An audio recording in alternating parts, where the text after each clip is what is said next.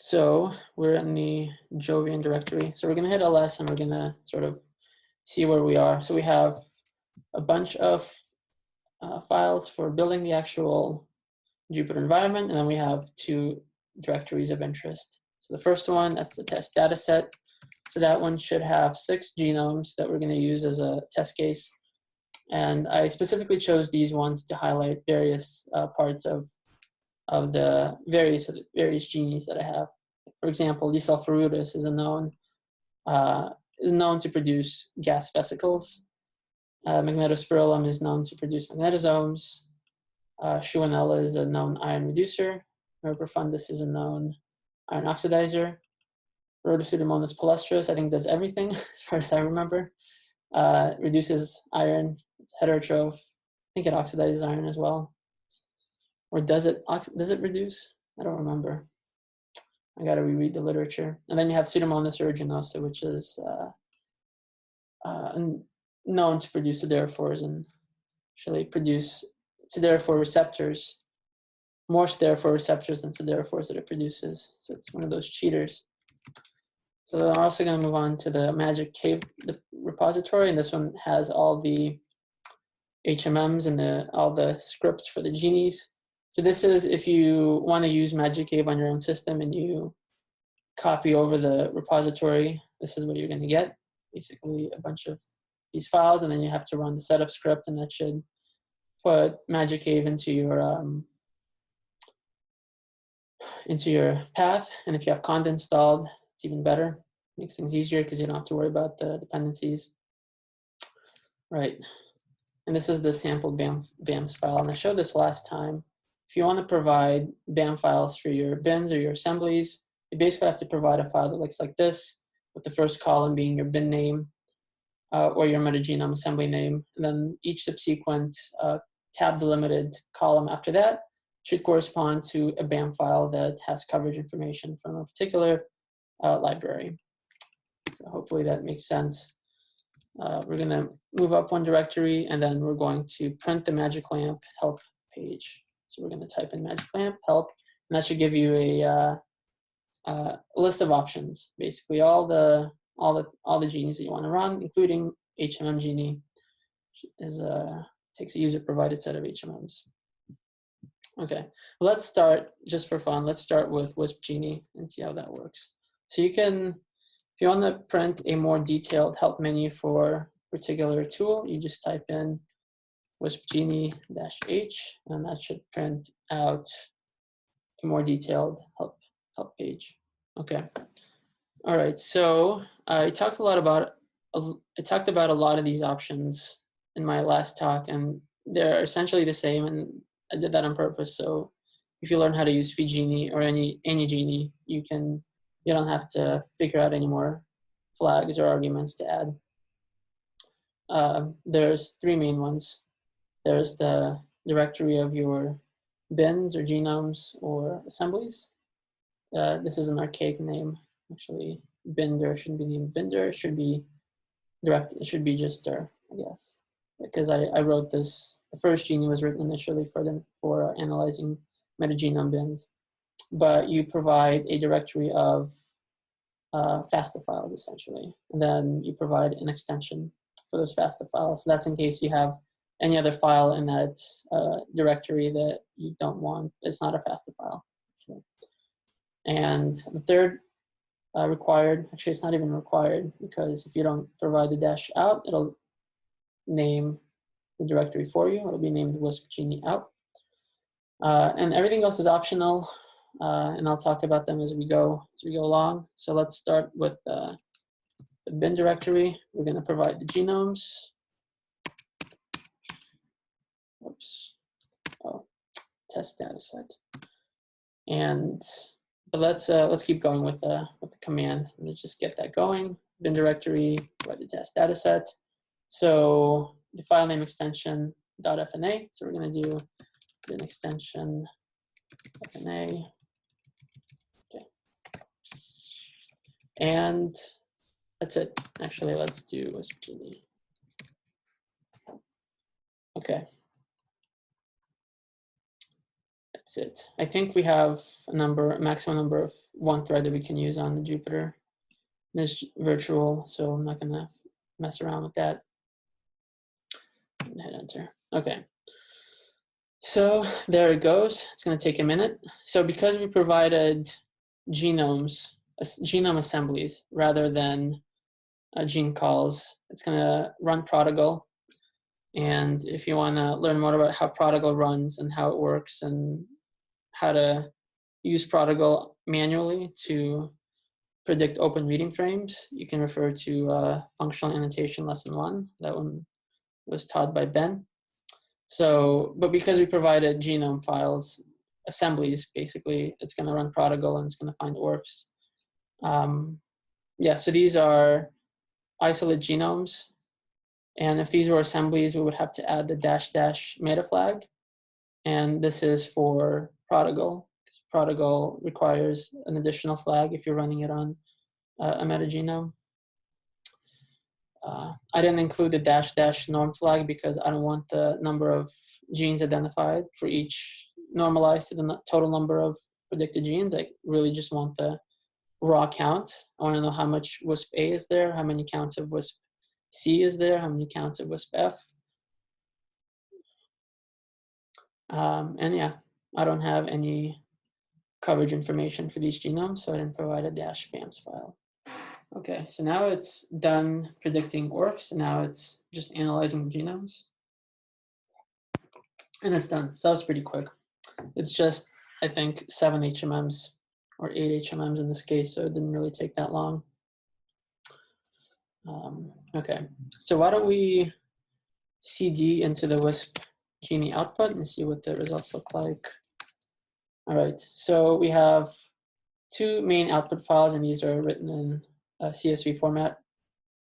We also have the ORF calls directory. So this contains the open reading frames that are predicted with Prodigal.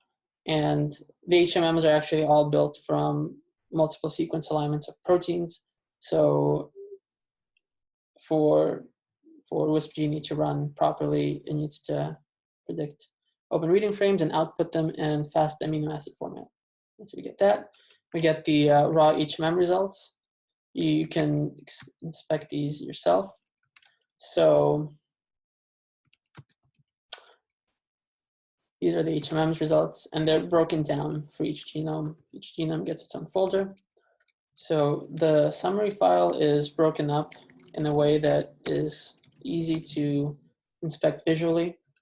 And the way I did that is I inserted these hashtags or pound signs or whatever you want to call them in between gene loci, right? So what WISP Genie does, or all the genies do when they identify genes, is that they cluster them based on genomic proximity. So, and then those gene sort of neighborhoods or gene loci are then separated out using these symbols. And I find that this is a lot easier to interpret the data this way. Yeah, so like I mentioned, for example, this operon contains all the WISP components, including the GGDEF domain. And this domain is identified by an HMM for PFAM.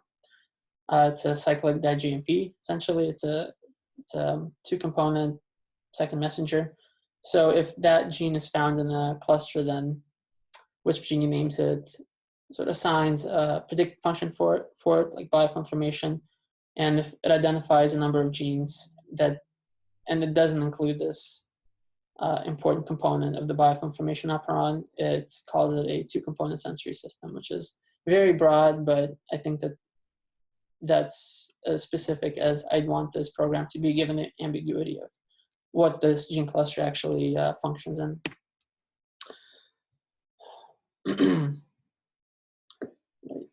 Okay, so that's basically it for the output. The WISP Genie heat map CSV, it's not really a heat map, it's just it's another CSV that's sort of organized in a way where if you wanted to upload it into R and make a heat map out of it, it would be fairly easy to do.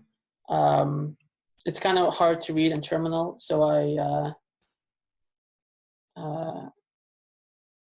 easier to read in Excel. So I open an Excel file just to show you what it would look like. Is actually from Genie output, but you can kind of see that it's a lot easier to read in Excel than in terminal.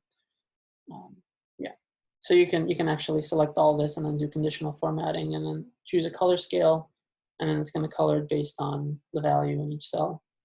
So I find that just if you want to do kind of like a quick and dirty look at your data, this is an easy way to do it without having to mess around with R and put effort into trying to make a pretty figure before you know what the results look like. Okay, so we're going to go up a directory, and what we're going to do is we're going to move the folder that has our gene calls into the main directory. And we're going to do that because when we run Genie, we're just going to provide it this folder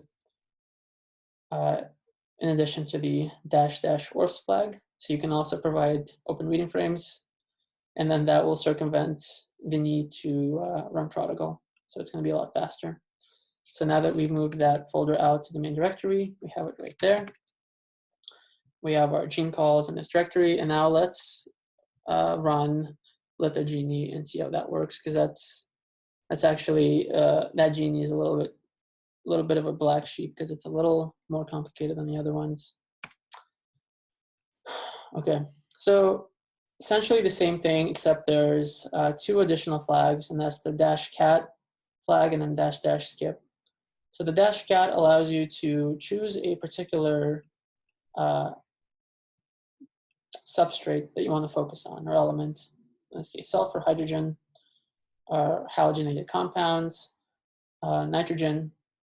I included carbon here, but Genie currently only supports carbon fixation and carbon monoxide oxidation. So that's all you're going to get for the carbon category, unfortunately. And then the --skip is a flag that allows you to skip the main algorithm. You wouldn't have to rerun all the HMMs, or Genie wouldn't have to rerun all the HMMs. Essentially, it writes one main output file, and then when it creates the heat map, like I discussed earlier in Genie, the heat map file is sort of a summary of anything that's in the summary file. And so once Genie runs, it creates a summary file, and then it creates a heat map style CSV that sort of shows the broad category breakdown of your whatever genomes or metagenome assemblies you've provided. If you add the --skip and the -cat, then you can circumvent the main pipeline, and you can sort of re-summarize in a new heat map for a particular gene category that you're interested in. So if that sounds confusing, let's just run through it real quick, and I'll show you how it works. So we're going to provide the orf calls as the bin directory. The bin extension in this case is going to be .faa, so we're going to do FAA. We're going to add the --orfs flag because we're providing gene calls, and then we're going to name this Genie out. Okay, so there it goes, all arguments provided. So it didn't run protocol, which is good because that takes relatively. Protocol actually runs really quickly, but it's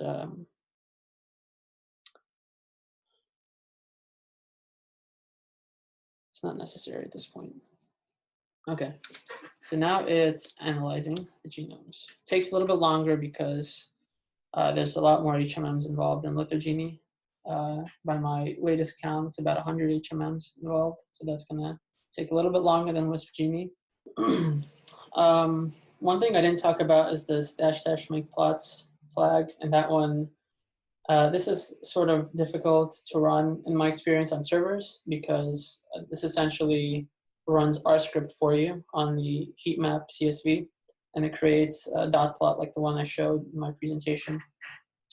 The problem with this is that R script requires certain packages be installed using R script, and I found that in some of the cases you require super user permissions to install some of them, and that causes problems. So if you have the opportunity to run this on your personal Mac, you can feel safer in adding this -- make plots flag and then having a dot plot created for you.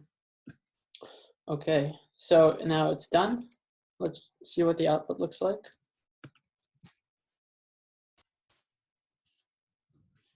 All right, so we get the HMM outputs, we get the summary. So this is what that looks like.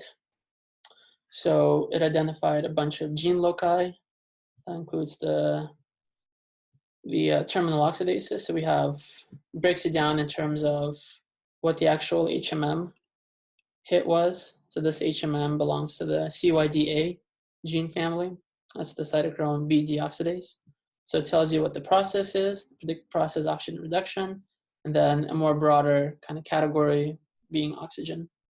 And then it gives you the E value for the hit, the bit score, and then the bit score cutoff for that HMM. So if you really want to look at if you're interested in assessing how significant this hit is, looking at the difference between the used bit score cutoff and the bit score would be something that you could do. For example, if the bit score cutoff is 118 and then the HMM hit is 119, which is enough to surpass the threshold and be reported by LithoGenie, you can be a little bit more suspicious about that hit because it's so close to the bit score cutoff.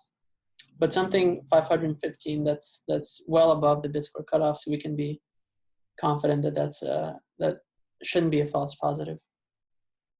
So yeah, so that's how it's broken down. We have the nitrogenase here identified in Rotopseudomonas palustris.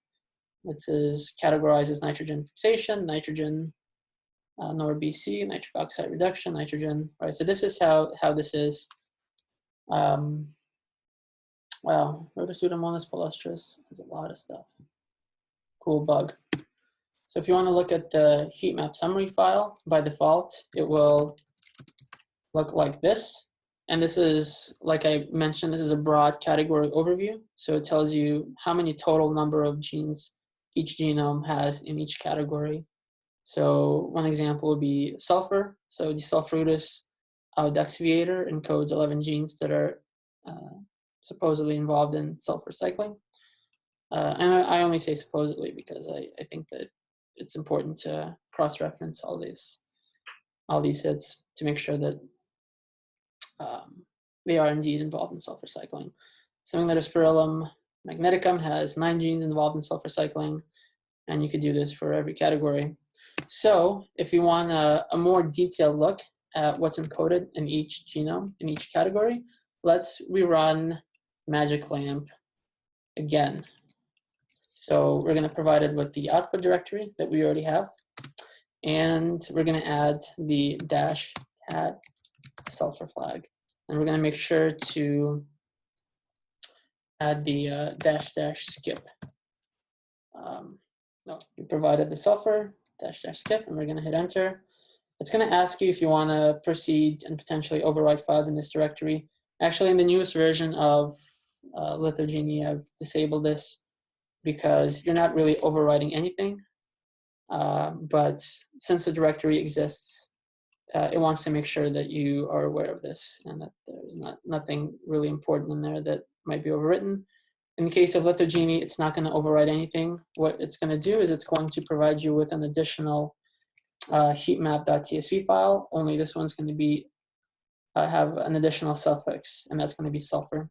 Right, so we can rerun this again, and we can provide iron. Oh.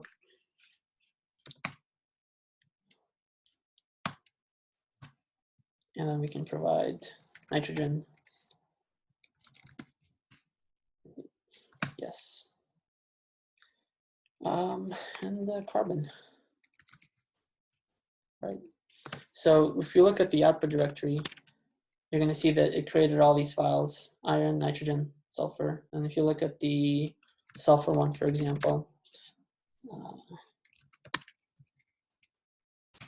it'll look like this. Right, so it no longer just says sulfur, it's actually broken down into sulfur oxidation, sulfur reduction, thiosulfate oxidation, and sulfide oxidation, all this stuff, right? So it's a little bit more of a detailed look, right? And like I showed before, this is what this would look like. And this is for a bunch of bins that I had from a different data set. So you could pop this into Excel and examine the data yourself. So that's what that looks like.